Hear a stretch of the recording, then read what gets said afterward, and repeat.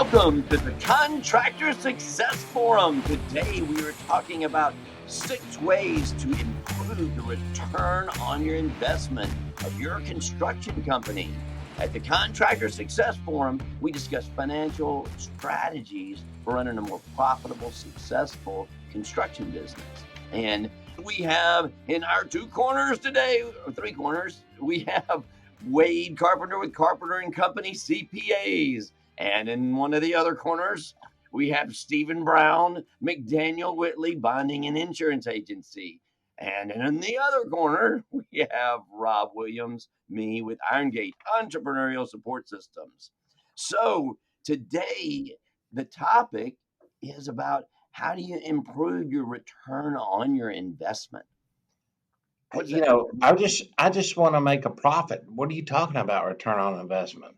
Wade, what is return on investment from the Well, CPA? there are several measures of that: a return on investment, return on assets, return on equity. Basically, what we're trying to figure out is what did we earn for what we spent? Oh, yeah. That's That the makes simple sense. definition. I don't know, Rob, if you want to actually give a Well, I tell formula. you, in one of the articles I was reading about that, they gave a great explanation of this in a non-technical way. They said, how can you do and make a lot more with the same amount of people and stuff that you already have? So making more return on your investment instead of pumping up your sales growth with more revenue, you got more problems. How can you make more money with the same number of people and the same amount of equipment and the same amount of revenue or cost that you already are incurring? So that sounds great. Everybody's always pushing the top line. And then a lot of times their return actually goes down, their overall return, but definitely their return on their investments or their assets when people are also assets also. So I'm broadening that a little bit more from the technical return on investment, which would just be like how much money do you put in there, but your return on your assets, improving all these returns. Does that make more sense, Stephen? Yeah, that makes more sense. Both of it makes sense. I guess the main thing is how do you do it? How do you optimize that? You've got people and you push them to do more work, and they're like, I'll I tell you can't what, do any more than I'm doing right now. I came up with a list of 6 ways to improve the return on investment. A listicle, you call it. Listicle, yes, yes. You can go online to our show notes and go online and see our listicle.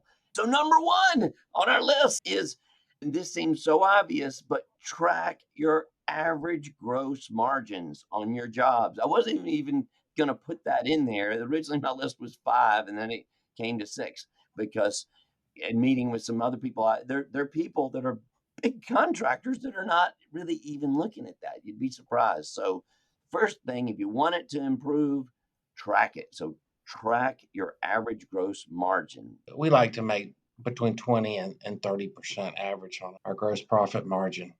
Well, So it you're depends on saying the yard. actually track it instead of just say what you want. Oh, yeah, Yeah, as an example. I would say it definitely depends on the type of construction you're doing, what the average gross margin is, but it is a simple measure, and a lot of people don't look at it. Some people get tied up in saying, am I looking at direct costs versus putting all these indirect? Whatever way you look at it, just be consistent and look at it and see, is it going up? Is it going down? And you can learn a lot just from that simple measure. Yeah. And some people have said, well, gosh, look, I make millions of dollars. Actually, I had a partner one time and it was building equipment for the construction industry. And he was making a fortune, but he didn't track any of his costs. It was like, how are you not doing that? So he was real busy and he just wasn't into the book side of it. So he did it. But what could you do to improve it even more if you are tracking and paying attention to these costs? So that was number 1. Track your average gross margins. Number 2 is identify and fix those profit leaks.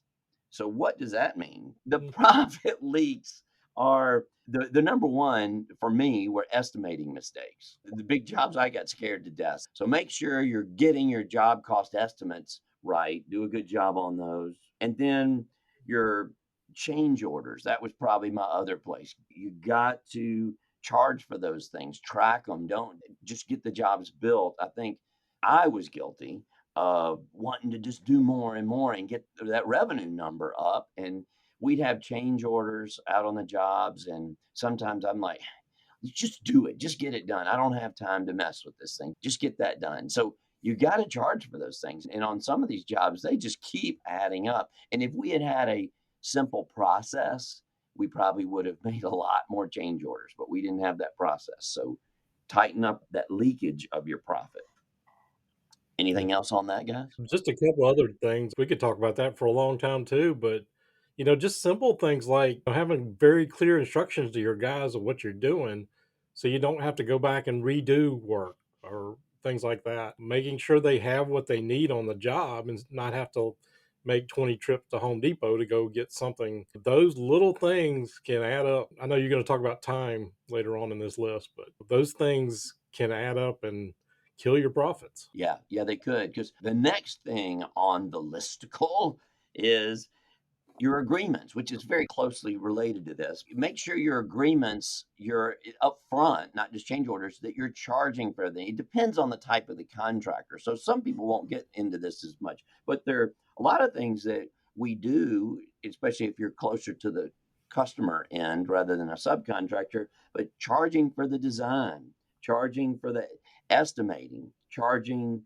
for creating the job scope development. And these are some of these are the ones that are involved in the beginning of the creation of the project. Because I know I didn't charge for this stuff most of the time when I was doing these things. We just kind of looked at the bid process, but we really should have, because we were doing a lot more than the architect sometimes. And then physically on the job, the demo and the discovery of the site and stuff, a lot of that stuff, I know I didn't charge for that kind of stuff. There's a lot of free advice up front that they're trying to get from us rather than the architect or the engineers, those kind of things. So those agreements that could go under number 2, but we're not going to make that number 2. That is number 3. Get your agreements up front, get them down. Any comments on that one before we go to number 4? Well, actually, just had a conversation with a contractor last week. The same kind of thing. He was absolutely tired of doing all the design work. He was remodeling and stuff like that, but he was picking out appliances and stuff like that. And he was not getting compensated for his time. So he did exactly what you're talking about. He's like, we're going to start putting that in our contract. And I was really proud of him.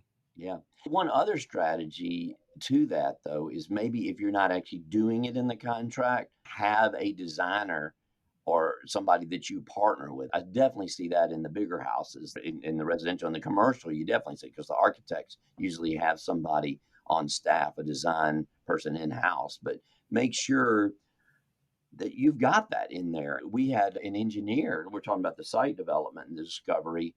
I did do this a couple of times. I did actually charge for Mike. He was a really good land. I don't know what his type. He's an engineer, but he's a landscaper. So he could lay out the neighborhoods for us. So and he could stair step them. That was hundreds of thousands of dollars of work sometimes. So that was a real big deal. So having some of these guys that you can partner with and send them to these guys instead of you doing it. So if you're not going to charge for it, at least find somebody else to put them off. And then maybe you do want to do the work, and then maybe you're cheaper than having them do it. Maybe it's a good justification so they won't feel like you're ripping them off, or it should have been included in the price. So hopefully that's helpful. Some of this kind of applies to residential, but it applies in the commercial too, especially our engineering and design time when I was doing the framing. So, all right.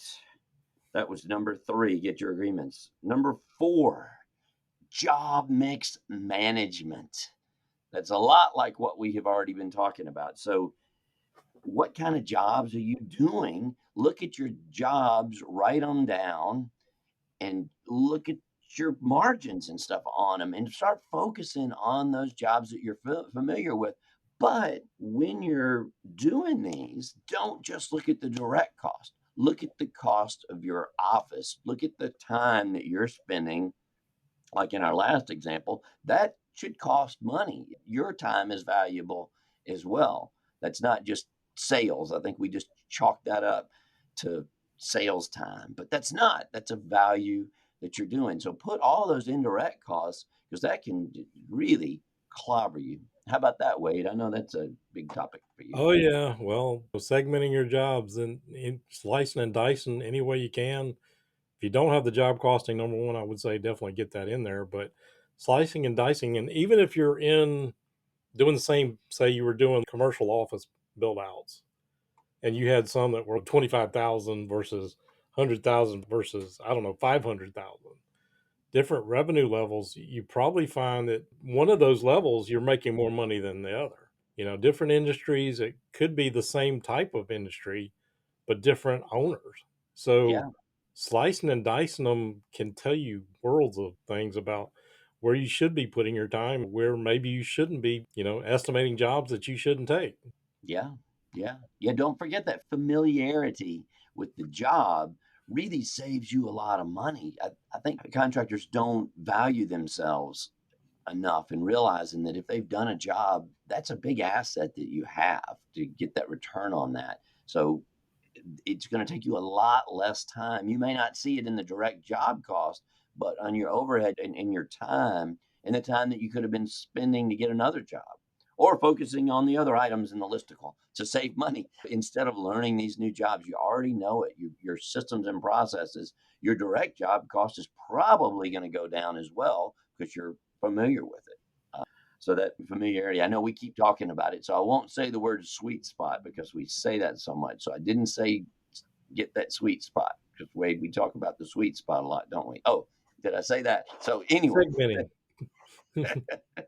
all right, that was number 4, the job mix. All right, number 5 is something that we don't think about as contractors, but number 5, more efficient marketing processes. You can really save a lot of money. I don't know what the average is. I knew the numbers better for home building. Ours was usually like 4%.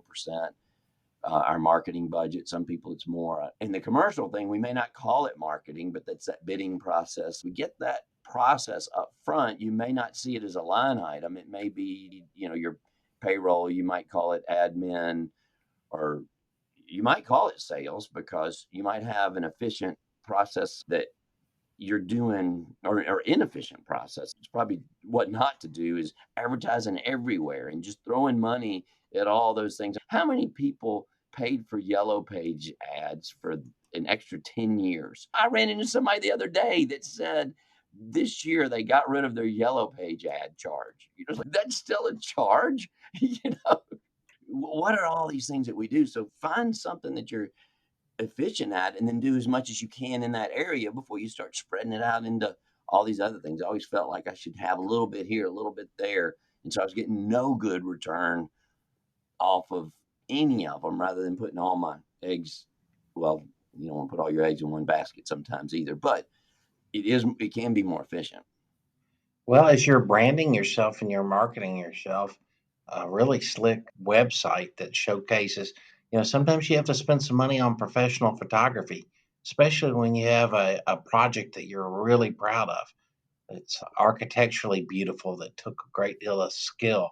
You want to showplace that. And just some contractors' websites I see are so aesthetically enjoyable to go through their projects. Yeah. And that's what you have to sell as a contractor, the work that you've done. Right. And if you can market it as you mixing that with your job management mix, the ones you're familiar with, you see a lot of efficiencies in the prospecting on the advertising of just getting the fact that you're an expert at that. Where I see so many people, they're trying to avoid that because they want to be thought of that they can do everything. It's well, then you're not a perceived expert at anything. And I've made that same mistake. Is I didn't want to seem like I was just in this one niche, but that can be really effective for marketing if you are seen as doing that one niche. Right. In your website, you can let it brag on the technical aspects of the project that you had to overcome and other items. Whenever someone's considering doing business with you, the first thing they look over is your website. And especially for contractors, what a great way to see quickly what projects you've done and what parts of the country you've done and what type of work you've done. Right, right. Yeah, and you're talking about websites and social media and stuff. It seems like the commercial guys like stick on LinkedIn. So put your efforts in there where the people doing residential services direct to the thing, Facebook or Instagram, something. has tended to be more popular with that. And don't start spending your money on the other one because you're not getting as much from that. Spend that money on where it's efficient. So that was our marketing efficiency. We ready for number 6? Shorten your cycle times and everything on the job. If you shorten your cycle times, and I guess cycle, that could be a technical thing. I guess in our industry, people should know what that means, I think. But just the time that you're out there on the job, if you can, do a job. I built houses in a year and a half, and I've also built houses in 15 days. If you shorten the cycle time, then there are fewer resources. You don't have to go check on as many jobs. There's so many efficiencies that you can save and the assets that you got. If you speed that, especially just wasted cycle time, there's one aspect of spending a fortune to make it shorter, but so much of that time is just waste. If you shorten that down, then the assets that it takes, you're only overseeing, say, 10 jobs at a time. Or if it takes you twice as long, you might be overseeing 20 jobs at a time, which might mean a whole nother superintendent or all these other resources. And definitely the drive around job time, the theft, the slippages are just more and more and more the longer the jobs take. Plus, you get your money in faster. There's now we're talking with Wade. And don't just think about the job on site. It's all those things you spend before the job starts too. So try to get those cycle times down. And maybe you can or can't control that yourself, but you can always control it when you start. Think about this when you're looking for your job types, which ones you're going to do, that cycle time. A lot of times I couldn't control a particular time on a job, but there were types of jobs that took a lot less time. What about that, Well, Wade? I got him nodding at least. That's good. well, yeah, you were going there exactly where I was about to go with this. When you talked about the segmenting your jobs, that's one thing when you look at the cash flow and the profitability. A lot of times when you get in and get out, you make a lot more money. Even if the top line's lower, your profit is higher as a percentage. And I've seen many people stop doing these big jobs simply because they finally realize that, hey, I could do 4 of these jobs in the time it takes us one and make a whole lot more profit Oh, yeah. just because I could get in and out fast. Yeah. I had this philosophical moment one time about when you're talking about how much money you make. Let's say whatever this number is, it's 100,000 a year. Well, it's a year. It's not 100,000 because I used to just put down all my jobs and I would add those up and I would see but there was no time factor out in the beginning. And we measure our lives and our success not in total dollars of profit. Everything's measured in how much you make per year. So if you push those jobs into half the time frame, you make twice as much money. You're twice as successful. It's funny how people don't put a time factor, and I was guilty of that.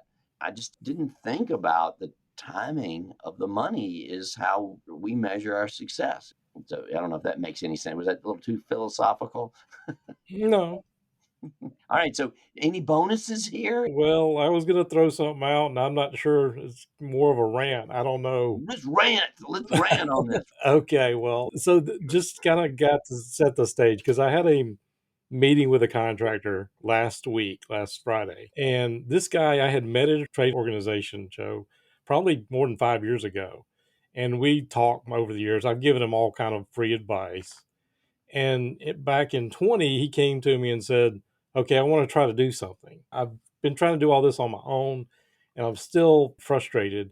And he got started and he got scared. He kind of took the lowest package and he bailed in his first month because he's like, I'm scared and the money's going to run out, all that stuff. Well, he came back to me the first of this year and I didn't even want to take the meeting with the guy. I was like, look, I just can't help you keep, doing this. He convinced me and he's taken the full CFO back off his package. The point I want to make of this is we're closing in on 2 months of this. And so I've been preaching to him, and this is what I would say to improve your ROI. Get your books in order, understand your job cost, understand what that overhead is, understand those things that drive your cash flow. That is what builds ROI. He had horrible books. In just a month, we couldn't tell him everything, but we sat down last Friday and I showed him what we had pulled together. He told me after the meeting, he's like, I had learned more in this 1 hour than I have in 20 years of running this on my own. And Wow. he said this was well worth the investment. But that's not my rant here. Is we talked about the tools. It is well worth the money to reach out to Rob, Stephen, me. When you know how to do this, you can get so much farther. Instead of trying to say, well, I still have my wife doing the books. If you really want to get to that next level, reach out to somebody, whether it's one of us or if you've got your own person. If you want to get to that next level, stop playing around. That's it for my rant. Forgive me. I really like that because I just had a conversation with a new client yesterday, brand new client that had found us because of LinkedIn and maybe the show. But he was talking about how he likes to do his books, so he really knows what's going on. So he does his own books. He does have somebody that reviews them and stuff. I haven't gotten into that yet to see exactly what it is, but that's a great point. But the perception that he had that he's going to know more because he's doing the books himself could be false. And maybe you're aware of the line items, but you might what is can't see the forest because the trees Well, scenario. You're, absolutely. You get the tunnel vision, but sometimes doing your own books, if you understand them and know what to look for, that's great. But a lot of people, even if you've been doing this for years, just get an outside view from yeah, somebody, see something and fresh, freshen up your ideas because there's always something there. Take that first step. Yep, that's right. that was a little justification for me because I was like, forgive me for the rant, but just if you want to get to that next level, stop playing around. Oh yeah. We should probably have another episode on cash drivers. So y'all listen, look out there, see if we have another because that's a way to do it because Wade just mentioned that. So look, after you've got these absolutely wonderful ideas of how to get better return on your assets, you can worry first about that before you start worrying about the growth of the revenue, which that's what everybody looks at. Just tighten up your profit, tighten up that return on your current assets, not just the dollars, but the people assets and your time, those type things. Because the more revenue you got, the more headaches you're going to have. And it very likely that in boosting that overall revenue, you're going to distort and diminish your profits. It's actually even going to go down if you're not really focusing on these ideas of the return on your assets. It's amazing how a lot of times you've heard that expression, you can't see the forest through the trees. And they're just obvious things that you can't see. And then there's more detailed things that you just don't know about. And our motto on the Contractor Success Forum is you don't know what you don't know. You And don't I know would what add you don't another know. one, be intentional about managing your company so it doesn't manage you. Be intentional. God, there's so much valuable information on here. Whoa! Just if you could see you guys No, listen, just the knowledge exploding from his head. no, it's not knowledge. I can just tell you that. It's just amazing how many times the smallest thing can make such a big change. That's why I'm saying don't be afraid to reach out. Don't be afraid to say, I've got a problem. Be disciplined enough to listen. Yeah, that's a good point on our feedback. So reach out. They can go to the contractorsuccessforum.com and that will tell you. I'm not going to say specifically where we're going, but we are developing communication outlets so we can talk to you guys better. But the way to get there is to go to contractorsuccessforum.com because you may be listening to this later. And those have the links to whatever our rooms are, or where you can have discussions, where you can ask questions, where you can find information on us. And we actually get calls that we take, and it usually starts out free. So I think it always starts out free. So call us, put questions in there, and more topics that you want to hear that you can have the Three Stooges and the Three Contractor Success Forum guys talk about here. We're turning into like car talk guys. We're like contractor talk guys. There you So, go. all I'm not right. sure who's Mo Larry, but I guess you got to No, be curly today, Rob. yeah, I got some ideas, but we'll talk about that. I'm the short one. All right, guys. I think they've heard enough about that. So I will let them go on to our next episode as they're listening to these. Wade Carpenter, Carpenter and Company, CPA, Stephen Brown, McDaniel Whitley, Bonding and Insurance Agency, and I'm Rob Williams, Iron Gate Entrepreneurial Support Systems. Thanks for listening to the Contractor Success Forum.